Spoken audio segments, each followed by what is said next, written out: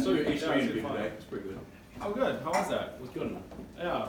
So we've decided that we have to get our message out in any way possible, and what gave us our big boost early on was Joe Rogan in the podcast world. So it was like, are there any other awesome podcasts we can do? So we don't have to rely solely on MSNBC and CNN. Yeah. So we did a great interview today. I think it's already got a couple 100,000 views, something along those lines. So let me call out the host of tonight. Margaret, Margaret, how are you? Margaret, right there.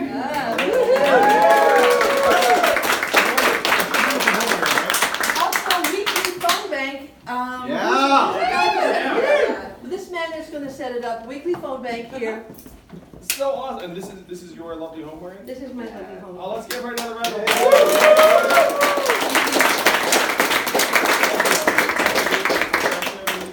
What? The phone bank, whatever day works. Wow, that's so awesome. Thank you so much for that. Yeah, phone banking is really top of mind for us right now because we're trying to reach the people in New Hampshire and Iowa and South Carolina and Nevada. I'm actually heading to Iowa tomorrow morning. Wow. For the 17th time. But who's keeping track? And I'm going to speak at this event called a Wingding, where if you've been keeping track of the campaign the whole time, this is like my 1-year anniversary from last year's Wingding. So last year's Wingding, it was me, Tim Ryan, John Delaney, and Michael Avenatti. So just to give you a sense of how long this year is. And so it's going to be this 1-year anniversary of our time in Iowa. It's going to be the Wingding and also the Iowa State Fair, which is this major political tradition. I'm one of the only candidates who literally did this last year. So there's a soapbox at the Iowa State Fair. So we're going there tomorrow, and then I'm speaking at a series of events. There's a gun violence event on Saturday, as well as a group called the Asian Latino Coalition, which really, there's a lot of gang love in that group. And so this Iowa trip is going to be about 2.5 to 3 days. But if you can phone bank, you can reach out and call the people in Iowa or South Carolina or New Hampshire, and they're actually generally glad to hear from you. Wow. Oh, wow. Yeah. It's not a situation like, frankly, most of you all, if you receive one of these phone calls, it's not like that. Like these are people that genuinely like to talk to people, interested in politics, they take it seriously, they want to hear about your candidate, and many of them are just finding out about me and the campaign. And there's a really high curiosity factor, particularly after last week, where we've gotten, over 1 million website visits in this last period. Our website traffic is consistently more than doubled from the period before the debate, even after the massive surge that reached literally it was like 250,000 people a day at one point. So if you call them, I think you'll have a really positive experience. So if you'd like to phone back, please do. It's one of the most helpful things you can do for the campaign right now. So we have to move the needle in the early states. So how many of you have seen me speak before? Let's try that. All right. So let's go right to campaign inside baseball. Give us the dirt. Yeah, so we can tell you all about the dirt, where we are right now. We've had an incredible week. We've raised, almost 1.5 million since last week. And so one of the most invigorating things is the direction of the curve, where we raised 1.7 million in Q1, 2.8 million in Q2, and then right now we're already at 2 million or so for Q3, and we're not even halfway through the quarter. So you're looking at, let's call it something like 5 million. And so we're trending in 5-6 million more. I mean, we have another debate in this quarter, so it could be that we end up raising another 1.5 million, 2 million, if that's a good night for us, more. So we're trending in the exact right direction. And we're one of the only campaigns that can say that, genuinely. Because if you look at something like the O'Rourke campaign, they went from 9 point something to 3 point something, which is not the direction we want to go. We're heading the other direction simultaneously. We're one of the very, very few campaigns that's on the rise. Now, one of the virtues of being one of the few campaigns that's on the rise is we have a stack of resumes this high from people who are working on the other campaigns. Yeah, if you look at just, any of the campaigns that are at the 1% level, there are a lot of high quality people that are working for these campaigns that are looking for jobs. That's very true. And so the quality of political professional that's trying to work in the Yang campaign has shot up over the last 2 or 3 weeks. And so we're going through it, and we have an incredible team, but we have a team that could use some more political DNA and expertise. We're essentially a startup team. And I genuinely think it took a startup team to get us to this point. But then just like if you're a maturing organization, you bring on people who might have had experience trying to grow a market, or in this case, it's experience running field operations. So we just hired someone who is a major field organizer for the Bernie campaign in a past cycle, and then was working for one of the candidates who's flaming out right now. And so we're upgrading at just the right time. It's a great feeling because we're raising money, and then we have a tremendous group of people that want to join the campaign, so we can hire the best of breed. It's pretty phenomenal. So that's one of the great facets of growing at this point. The other thing is that the press around us has been growing, and it's going to grow as we're one of the last campaigns standing. In September debates, when the smoke clears, it's going to be, looks like around either 10 or 11 candidates in the fall debates. And we're very, very confident, obviously. We could all wake up tomorrow and there's like the 4th poll, or the next day, and we'll have lots of opportunities to make it, so we're very confident we will. And one of the network that's airing the fall debates has sort of told someone that, I know someone, blah, blah, blah. They'd like it to be split into 2 nights for the ratings. Mm-hmm. Right. So if you're ABC and you see that these debates draw, let's call it, 15 to 20 million viewers, then you're like, I'd rather have 2 nights of that than a rerun of whatever the heck is on ABC. I don't even know what it was. I don't know what ABC programming looks like right now. Sorry if someone works for them. So the odds are very, very high that we're going to have something between 10 to 12 candidates in the field in the fall debates, and they're going to split into 2 nights. So it's going to be either 5 or 6 candidates on stage and 2 hours. So if you do the math on that, that means a lot more airtime for Andrew Yang.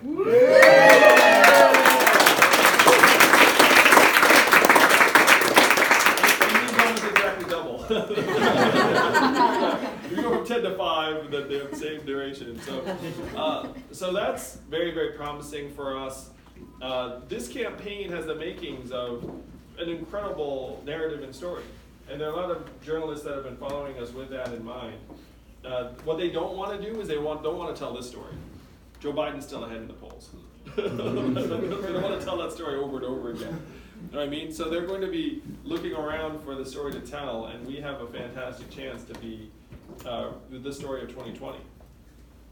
The journalists, too, that we talked to, one of the fun things is, how many of you saw the post-debate interview with me and Anderson Cooper? So,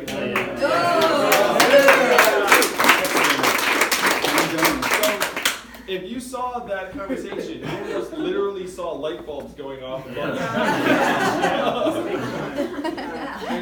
And so as a follow-up to that, Anderson contacted someone of his producers, and they invited me on the show. Good. So you can see there's like a conversion that happens among journalists. Often after they sit down and really listen to me and spend some time, they're like, wow, this person's actually saying some really interesting things. But during the breaks too, you have private exchanges with people. And so Anderson said to me something pretty funny. He was like, yeah, technology's coming down the pike. All I can do is cut to commercial break. So he was actually very friendly and humble, off camera. And, he understands the essence of our message. A lot of the journalists do. How many of you have seen Whoopi Goldberg beating the drum? So I was on The View, and then at the end of that segment, and Whoopi said to me, she was like, Andrew, I really, really like you. She sort of surprised herself. And I was like, hey, Whoopi, I like like you too. And so then she has been direct messaging me and saying, look, we have to make this dividend happen. What she calls it is like the American tribe. She says like Native American tribes, when they get some wealth, what do? They distribute it to tribe members. And so she's saying like, are we not a tribe? Yeah. So you can see when the ideas get into someone's head, they understand, then it really sticks. Where Whoopi was literally making the case like every day on The View for like a week. Yeah. It's not something where it's like, oh, that's interesting. She said she's like just beating the drum. So this is, these are some of the reasons why we're so incredibly optimistic about the next phase of the campaign. I would not trade places with any other campaign or candidate at this point.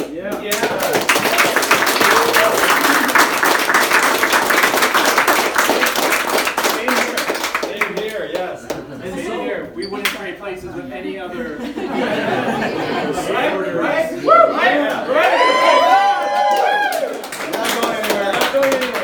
so much of it is because of the awesome people that make up the Yang Gang. This campaign attracts the best people. I just want to give you all a shout out. There's so much humanity. You probably saw the news we released late yesterday that of the 38,000 donors or so that we got in the days after the debate, 34,000 were new donors. Think about that.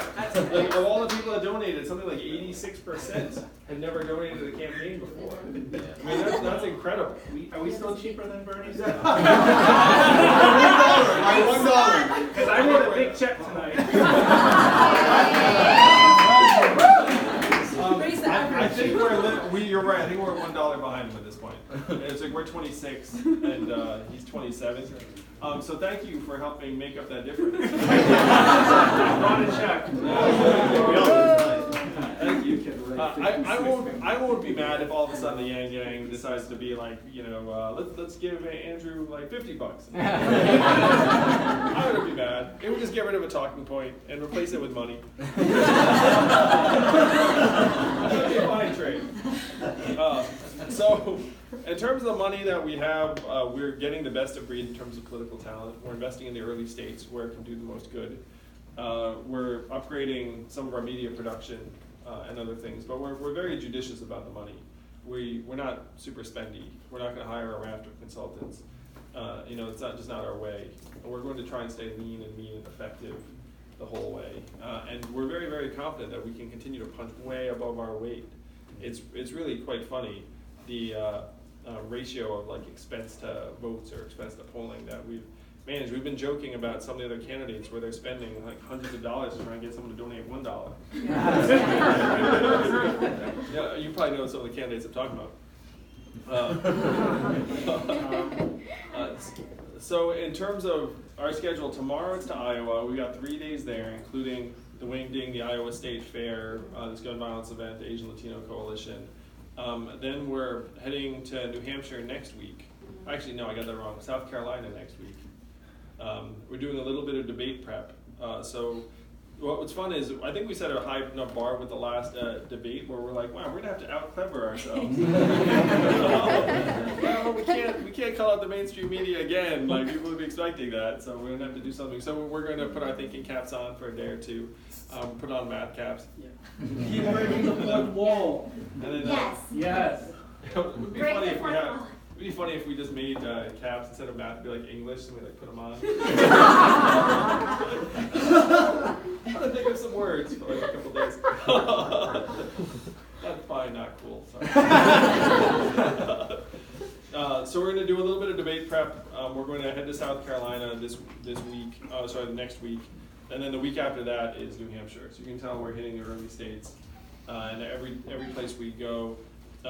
You can see there's this massive buzz growing. One of our secret weapons is a guy named Steve Marchand. How many of you have seen Steve? Yeah. In Washington? So Steve ran for governor in New Hampshire in 2018. Yeah, he's cool. He's cool, right? There's a lot of love for Steve. And when we went around with Steve to various Democratic groups, there were so many people, dozens, maybe hundreds, who said, I had to come check you out because Steve believes in you. And then they heard me speak, and then afterwards they double back with Steve and say, I get it. Like, I get why you're backing this guy. And that was before the debate, that was before all of this has happened. So New Hampshire is a place where we feel really good about the fit. The third party of New Hampshire is libertarians. And there are a lot of, any libertarians here in this room? Probably a couple. Yeah, so libertarians like the freedom dividend, like the message. They're the third party in New Hampshire, and the New Hampshire primary is an open primary where anyone can vote in the Democratic primary. So Republicans in New Hampshire, what's their race going to look like in 2020? Just Trump. It's going to be Trump like stomping on William Weld or something like that. So if you're a Republican in New Hampshire, you're like, you know what, I might go vote for Yang on this one, because at least then I know that my vote's going to matter. So you can have Republicans crossing over, you have Libertarians coming out, and our polling in New Hampshire, I think we put up 5% in one recent poll. So New Hampshire is a place where we're feeling really, really good. Steve's been our secret weapon. Going around with Steve to these communities of activists, they know and love him. He may run for governor again, and his political backing. You should know that there were a lot of campaigns, including, let's say, I'll just say it, the Warren campaign, and others who were like hunting for his endorsement. And then when he came out for Andrew Yang, people were like, what? I'm not gonna lie, there was a little bit of like, but the reason he came out for me is the same reason you're all here tonight, is he had his own independent judgment and sense of what the country needs and said, it's that guy. And he has so much heft and gravitas in New Hampshire where people were like, okay, Steve has literally sat down with every presidential candidate, because every presidential candidate that comes to New Hampshire, Steve has done an event with or co-hosted. He met with all of us, and he chose me. And so then the people in New Hampshire who know Steve are like, okay, like I have to give this person a long look. So this is a reason we're super excited about going back to New Hampshire again. I feel like anytime I go there, like the crowds get bigger, the energy gets higher. I'm also making a quick trip to San Francisco to speak at the California Democratic Party convention. All right, yeah. They have like this giant convention center. They asked for you last time. We were there with pins on, and they were like, "Where's the booth?" And I said, "Well, we don't have one." Well, thank you for repping even Yeah, when I we were was there. there. Thank Yeah, we you. were there. So this time we'll be there. And the reason we weren't there last time, well, No, I know. yeah, it's fine. So we got invited this time, and so we're going to go. And then while we're in San Francisco, then it looks like there might be a couple of Silicon Valley bigwigs that host an event for the campaign. Some of the people that are now supporting the campaign in that front include Jack Dorsey of Square and Twitter, Sam Altman of Y Combinator, Alexis Ohanian of well, he's married to Serena Williams, I guess. Mr. Serena Williams.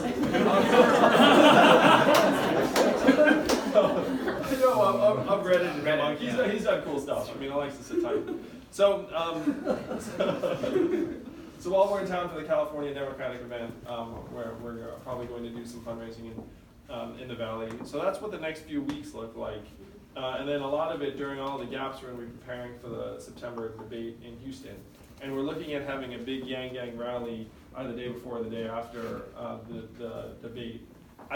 So there was a period earlier in the campaign, we probably saw it on social media, where we're having like giant rallies everywhere. We had like a rally here in LA that drew like 2,500 people, something along those lines. It was a lot of fun. Who here went to that rally? Oh yeah. Oh yeah. Yeah. Millions. So the rally just. So we know we can get a big crowd in Houston. And so the plan is to have a rally in Houston that's coincident with all the press being there.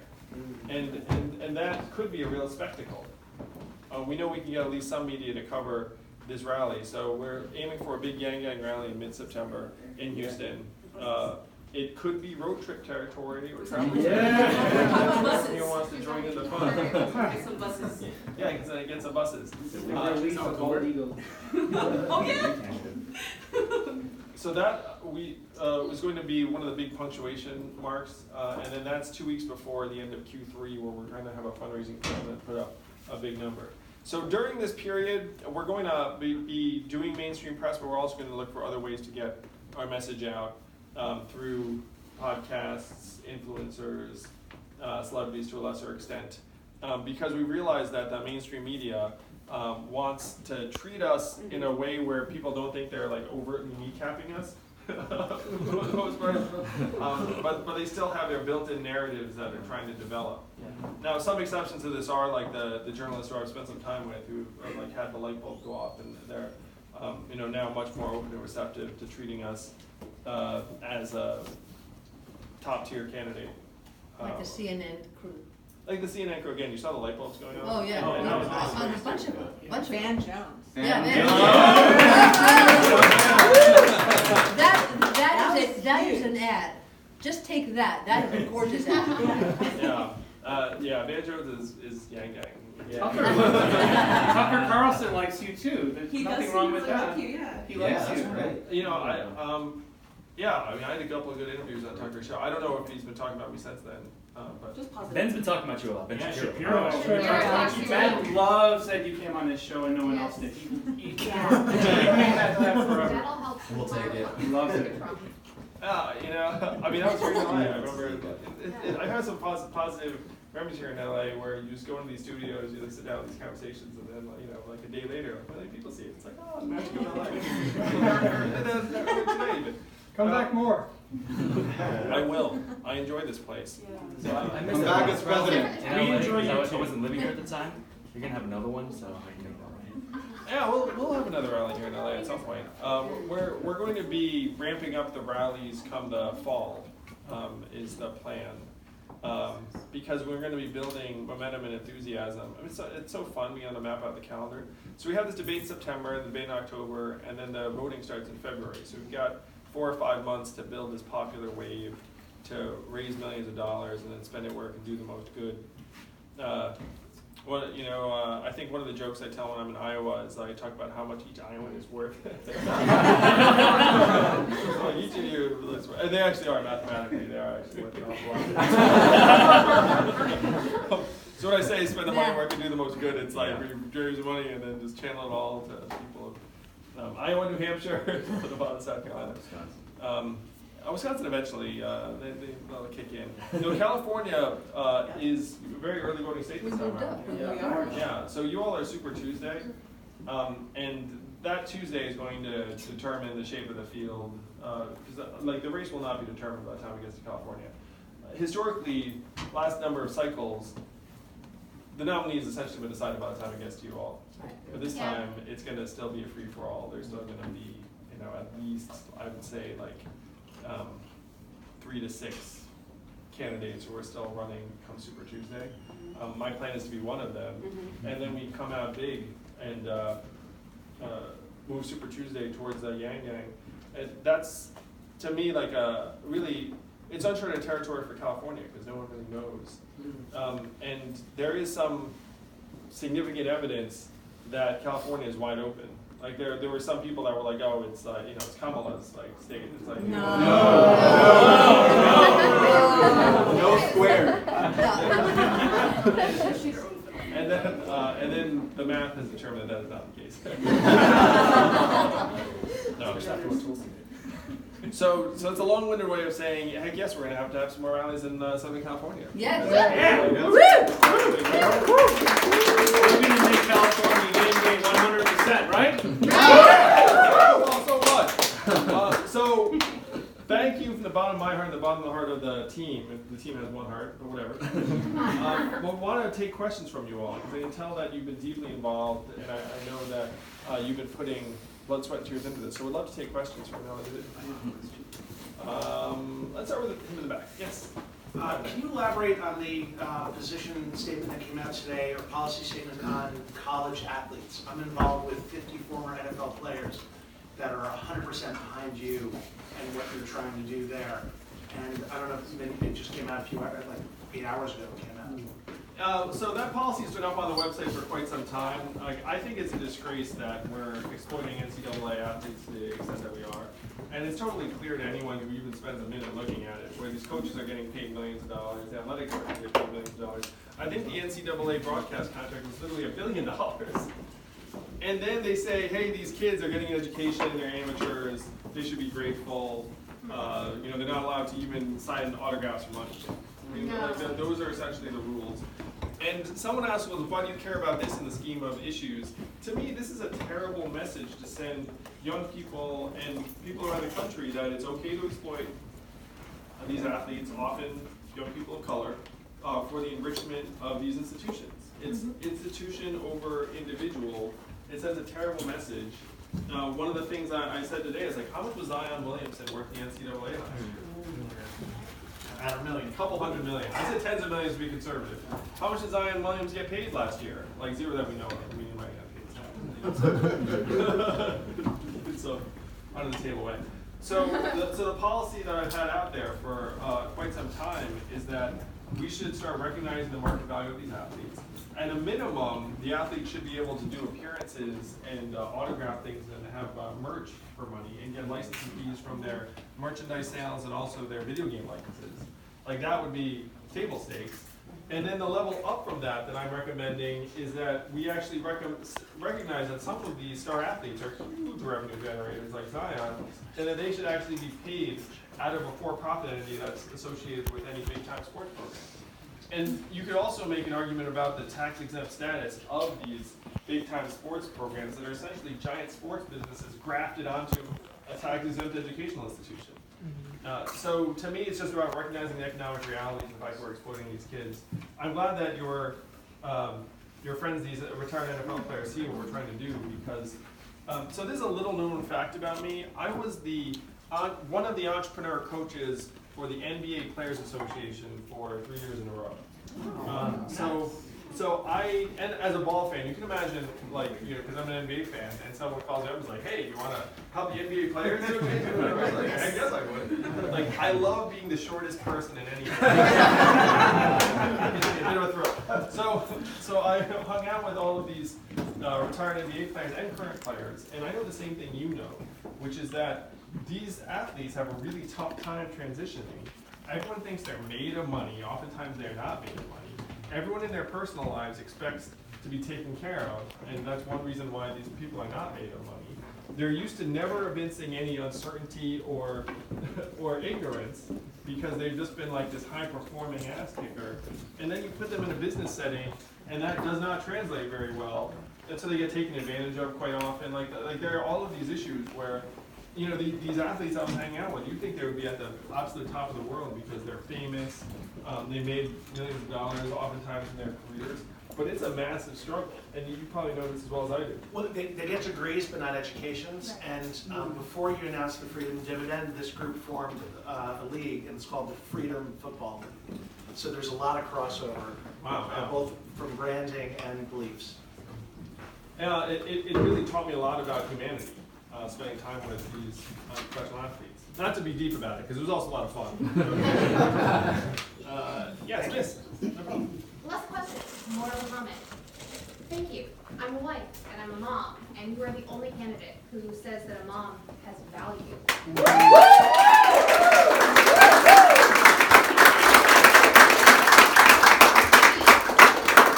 Thank you, because you have gifts to share, and it would be really easy for her to be selfish and keep you home, and you're not with your family having dinner tonight, and just tell her thank you for me, because I know what that means. Oh, thank you. I appreciate it. When someone thanks me for running, I actually say, just thank my wife. Because she's sacrificing more than anyone, in my opinion. Right, like, it's hard. on this Staying campaign. with kids is work. Yeah, it's tough. And during the times when the roles have been reversed, I've been like, I know she's working much harder than I am. I'm just like, let me get back to campaigning for president. So I couldn't agree more with you. And the fact that we're not talking about this more as a country, I've determined over the last number of months in particular just how deeply anti-family and anti-woman and generally pathologically competitive our society is. And it speaks to the way we value motherhood, parenthood, family life. We have to evolve and invert that as fast as possible. And one of the things I say is that, you know, the list of countries that does not have mandatory paid leave for new moms? It's us, Swaziland, Papua New Guinea, and Lesotho. That's a whole list. Wow. You know, so like we're one of the only countries that's like, what, you have a kid? like, no big deal. It's like any other, even semi-civilized country is like, oh, you had a kid, you should probably take some time off and like some time with the kid. So that's one of the data points that I've gotten that just shows how demented we are. So thank you for being a parent. Yeah. I just, I think you have a unique gift of communicating complicated ideas and still sounding like a human being.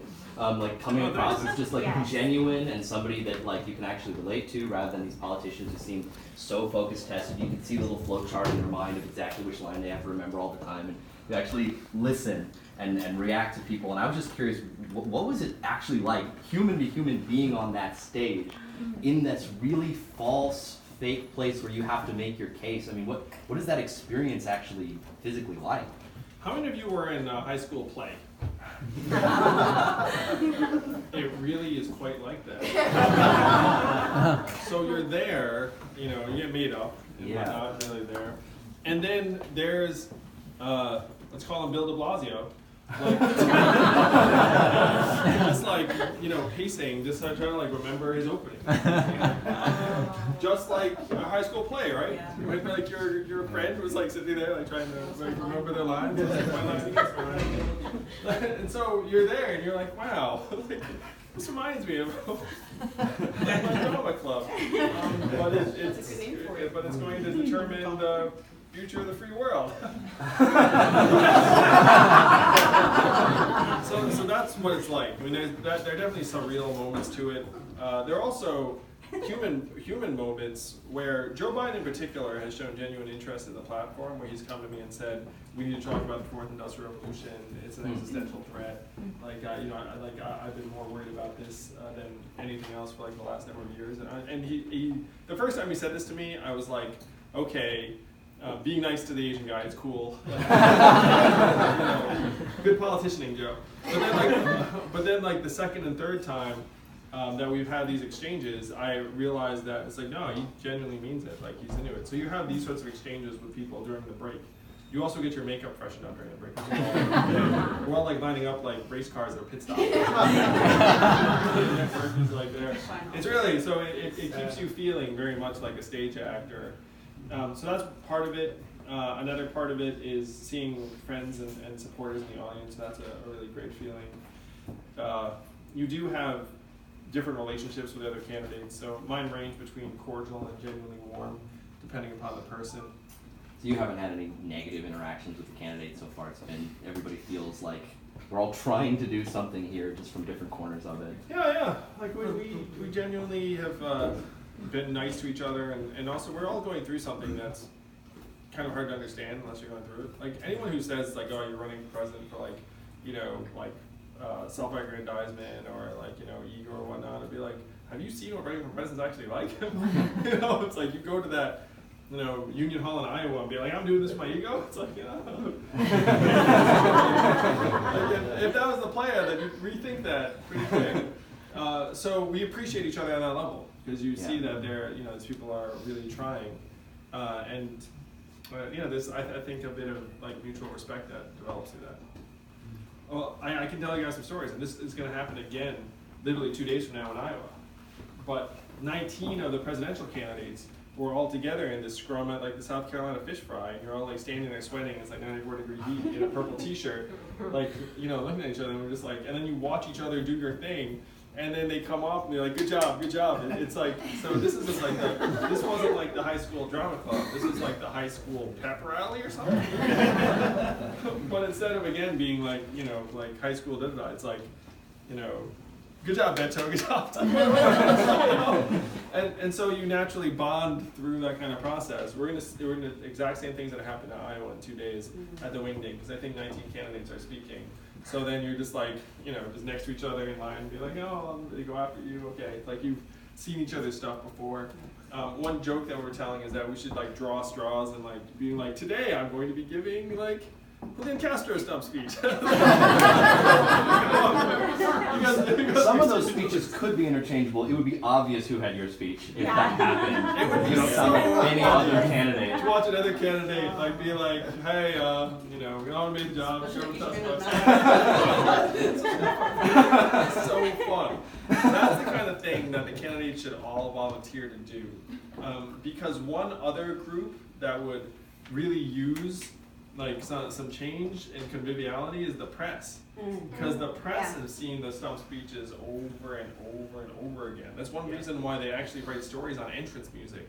Because they're really bored. Bored out of their minds and looking for a story. They got sent to Iowa or New Hampshire, and they're like, oh gosh, I'm gonna see like, I'm gonna see Jay Inslee like talk about climate change again,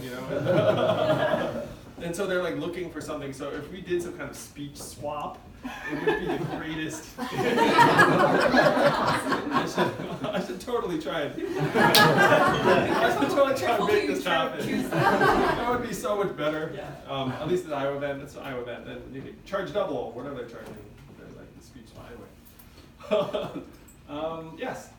So I had a question. I work in public safety here in the city of Los Angeles, and for the last 4 or 5 years, we've seen a huge increase in homeless population and overdoses, and as suicides are up. And mental health is a big issue as of late too.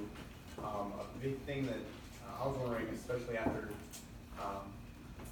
looking at some podcasts and some research, is they have the safe injection sites in Vancouver, I believe Portugal, and Sweden. Do you have any opinion on those, and if that would be something? I know it's a little bit off the cusp and a little bit off from the mainstream. I literally tweeted today that we should have overdose prevention sites and safe injection sites.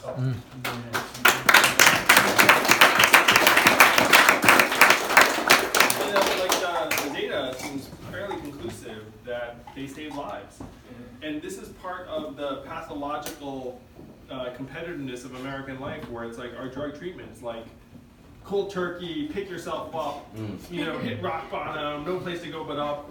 And like the name of the article that I retweeted was "You Can't Recover If You're Dead." It's freaking heartbreaking, but our country is like ignoring the data. Well, on that note too, so I'm a paramedic for the Los Angeles Fire Department, and so we constantly go on sometimes the same person 3 or 4 times in a week. And we take them to the hospital, and all it is a continuing factor. We bring them to the hospital, they sober up or get clean, they go back to where they're at. A day or 2 later, they overdose again. And so it's not only, we run our calls, we try to help everyone as best we can, but then it's like if we go on that person too, they're not getting the help they need, 1, and then 2, if someone's having a heart attack, we can't be there for them. So we're being taken out of the algorithm, and then they're being just put back into a continuing circle of no help. So I think that's just awesome. You should drop them off at the overdose prevention site, the safe injection site. Absolutely. Yeah, so I'm very much for that. Congrats, let's give him a round of applause.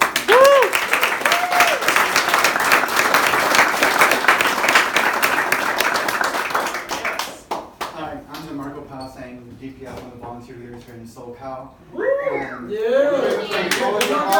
SoCal gang gang. I was curious as to, in terms of strategy, is there a reason when you explain how to pay for the freedom dividend, you focus more on VAT for the most part on your short interviews on the web? Because long-form interviews are, of course, more different. And there's a positive, yes, we can tie it to it makes Amazon and Uber pay their fair share, get a little sliver of that. But is there a reason you can also focus on the positives of where else is money coming from? Oh, we're spending less money on incarceration. That's kind of a nice thing. And there's also, the VAT only accounts for the third, if I did the math correctly. Yeah, So if you're only appearing on national television saying it's a tax, for the most part, that's the notion most of the Americans are going to get. Haven't heard you before. Yeah, I agree with you that we need to emphasize components 2, 3, and 4, which is economic growth. We get the revenue back, save money on incarceration, homelessness, emergency room healthcare, make our population stronger, healthier, better educated, mentally healthier, and each of these things would generate or save hundreds of billions of dollars. So you're right that I've been cutting straight to the make Amazon pay their fair share, and I will explore ways to get the other messages in. Part of it really is the medium, where it's like you've got a minute. Yeah. And I think the calculation I've made was if someone says, how are you going to pay for it? Be like, well, we get the money back from savings and this and that and that. Like I was afraid that it would seem a little bit too magical. But you're right that we need to build in that story, and I will try my best to do so. If they give you any more time, you can get to point 2. There is this real specific rhythm to TV news appearances in particular. It's like In the scheme of things, the high school play vibe is vastly superior to the cable network. Cable network vibe is a whole other thing. But yeah, it's hard to talk for more than 60 seconds on a cable news hit. You have this like egg timer in your head. It's like tick, tick, tick, tick, tick, tick, tick. And they'll cut you off if you go anywhere else. It's like shoot right in there. Yes. Hi. So I just want to follow the gentleman that's in public safety, because I run a company and we're working, for the last 6 months we've been working with one of the leading police training platforms and first responder training platforms in America. I'm not sure if you know, but like the core psychology behind police training is 100 years old. And when I first started to explore this with the president of this association, it's called Blue Courage, I was very interested, obviously, in what was happening to people like me when we encounter police. Yes. Right? I don't even live in the States anymore because of this. And further, he really started to enlighten me in terms of like how policing and first responders are overworked. Okay, they're stressed out. Wellness is like the last thing they get to explore when it comes to their careers. And so I guess I'm here to really ask you, like, you obviously have a very, very bold vision compared to any other candidate. And we are on the cusp of the fourth industrial revolution. And I'm wondering if you'll be the candidate who's gonna represent these blue collar workers who are actually the crux of American society, if you would be that person to represent that shift in mentality to bring, because these individuals, police are the highest, so they have the highest suicide rates of any profession. And in America is only next to Brazil. It's insane.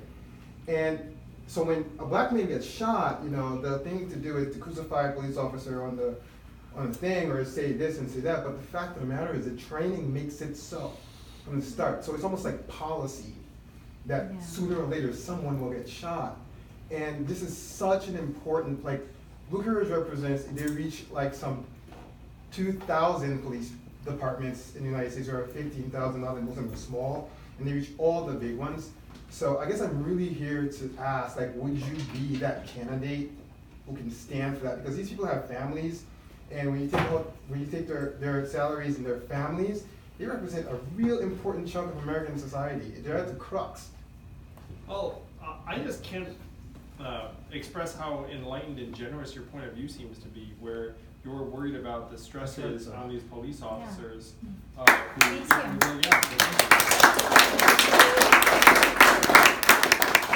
you know, that's the right problem-solving approach, where if you look at how are we actually going to improve the conditions, the fact that you've actually delved into how they get trained, and then what the mindset and stresses they're under.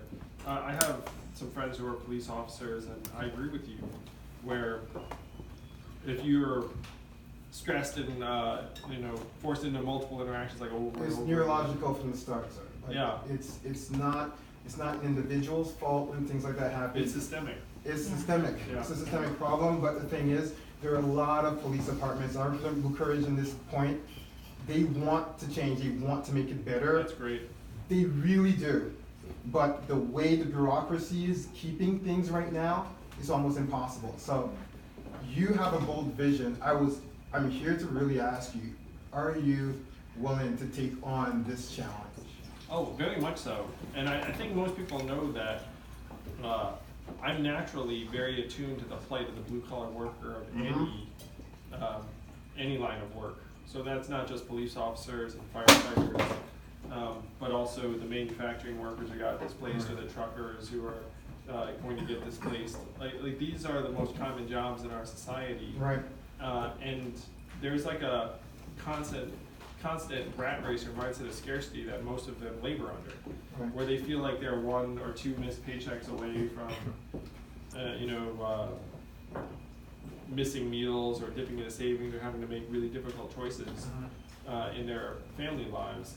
So I want to be that candidate that helps transform the real day-to-day lived experience. Because would you say, I mean, there's a qualitative aspect to it too. There's the numbers of whether or not people are working, but the qualitative aspect of how their plight essentially translated into like fear from demographics of Americans. Yeah. You see, and that transfers again into the society. And I know one thing that you all recognize in this campaign is that we're about solutions and solving problems and not falling into these ideological, like, oh, these people are terrible, these people are because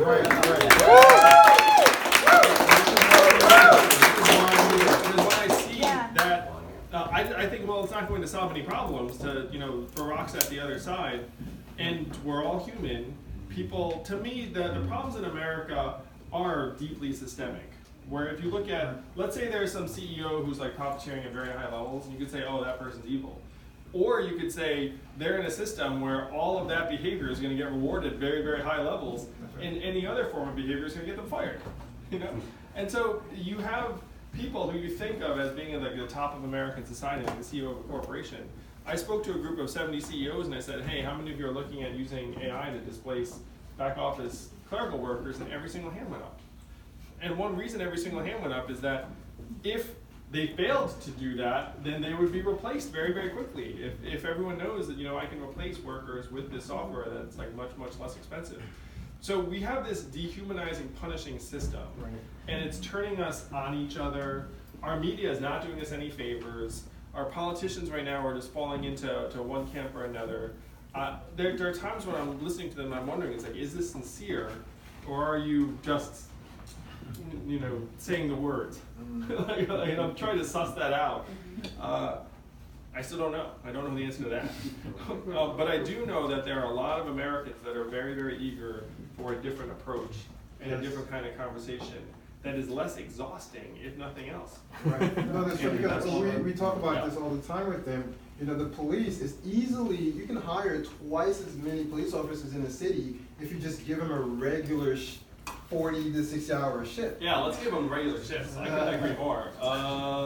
Last one, Andrew. Yes, in the math camp, right? Hey, how's it going? Yeah. I could be anyone, I'm just kidding. So I actually drove up here from Orange County as well. The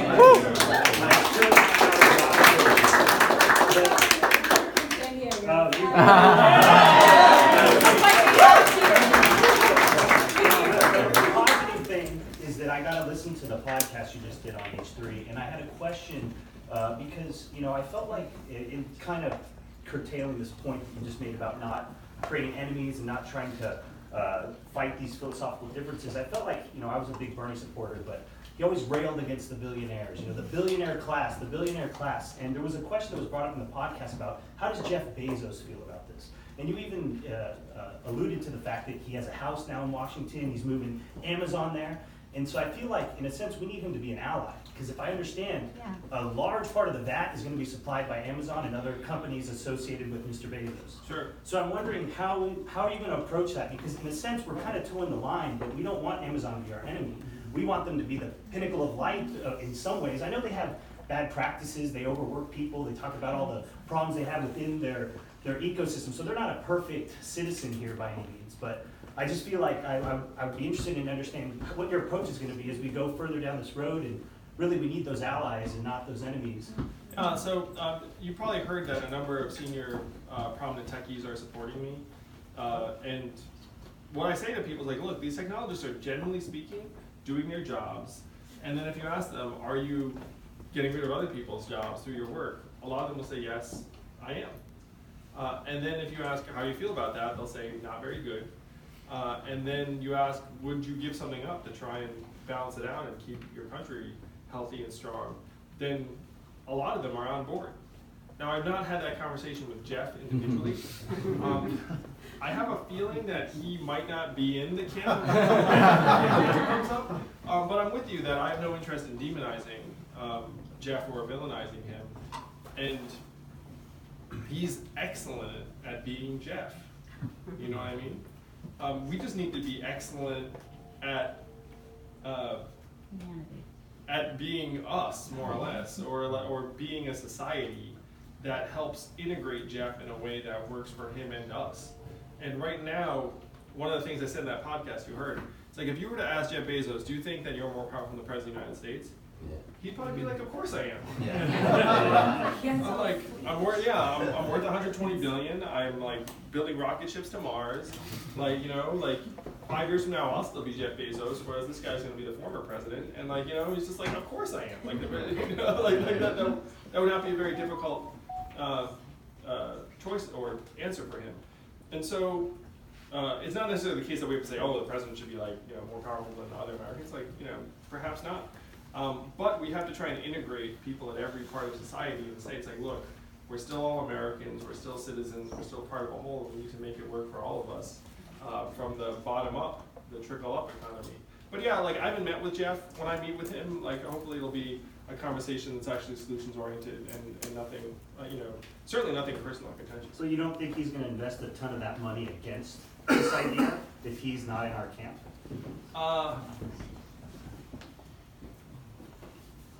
That's an excellent question. I don't know. I mean, because he's nerdy and he's rich and he wants to live on Mars. No. Well, who's he going to donate to? Trump? You may think it's been Bezos would go. Well, no, once you're president, I'm saying. Because at that point, you're trying to pass the freedom dividend. You got to get Congress and people on your side. The great thing is, like, after I'm president, the freedom dividend will be the first thing on everyone's minds, and I'm not even sure Jeff's going to be able to stop it at that point. When Andrew Yang's in the White House in 2021, everyone's going to know it'll be like freedom dividend. And then the Dems and progressives will be like, yes, we bet on Andrew Yang and he beat Trump, we're so psyched, let's pass a dividend. And then the Republicans will be like, interesting, I don't really mind this dividend so much. I don't know what's come over me. I sort of agree with this. And so one of the great things about this election is we have a chance to reorient a very dysfunctional politics. I did not realize just how sharp the need was until I got this deep into it, but man, does the country need what we're bringing to the table. And it's going to be people like us that make it happen, so thank you all.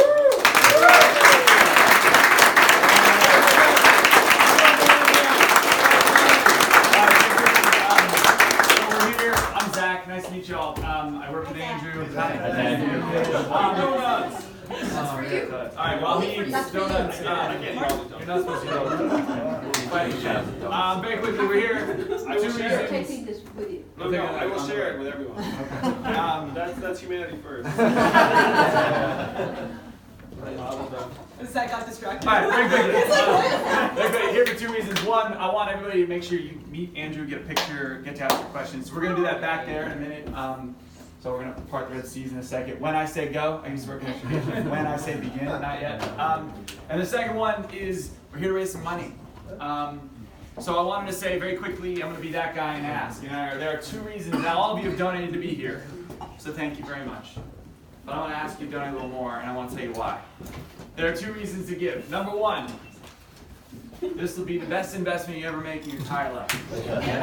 I mean, I really think about it. We're a math campaign, so I want you to give $2,800 today, and then in 2021, you're going to get $12,000 a year for the rest of your life. That's number one. Yeah, I'll see you. But number two, on a more serious note, it's very real. We're all entrepreneurs. So I know in the back of your mind is like, wait, what are you going to do with the money? And how are you going to spend it the right way? And I just want to paint a picture for you, just put this in perspective, because in 2018, in March, when I joined this campaign, we had no money, we had no name recognition, we had no donor list, we had no political experience, we were just a brilliant man with a brilliant idea. And this ragtag group of political misfits came in with 5 of us in his mom's apartment and grew this thing, and now we've got over 50 full-time employees, and we are in 6th place.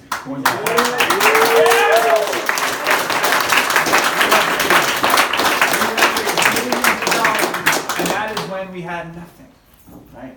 So what I might ask is, give this man, give this team a little bit of fuel, just a little bit of pick-me-up, and I swear to you, watch us work.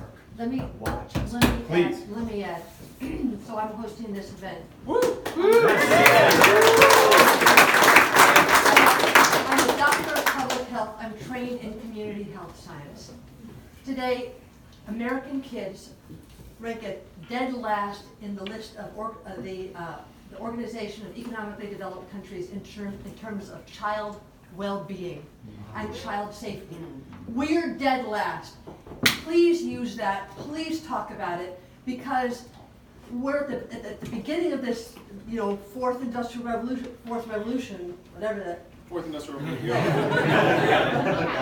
But right now, more than 52% of American kids are living within 180% of the federal poverty level. They're qualified for free and reduced school lunch. Right now, when their parents continue to lose their jobs, who suffers the most? They're already suffering. And in 2017, guess what percentage of US fourth graders could read well enough to learn their other subjects by reading? Think about it. You're supposed to be learning to read through first and second grade. By third grade, you're supposed to be learning everything else by reading. So by fourth grade, that should be well set. But in public and private schools, according to the US Department of Education, only 36% of US fourth graders could even read well enough to learn their other subjects. So they learn everything, and everybody else doesn't. Because they're not continuing to teach reading in fourth and fifth and sixth grade. That's what's happening now. What the hell is going to happen when even more of their parents are losing jobs? You know, when I hear Andrew speak, I hear the adult in the room and everybody else just sounds like kids bickering on the playground. And you know, they're nice people and so forth, but we need an adult. And we need somebody who's capable of vision and capable of action. I also recognized in Andrew a fellow nonprofit founder. You need to have relentless optimism to be a nonprofit founder. I founded a nonprofit, multiple award-winning nonprofit 18 plus years ago. And we're now in 6 states, amazing research, great data, and so forth. But you can't hire that. It's who you are. So when you see that, and interestingly, the other co-hosts of this night were also all nonprofit people.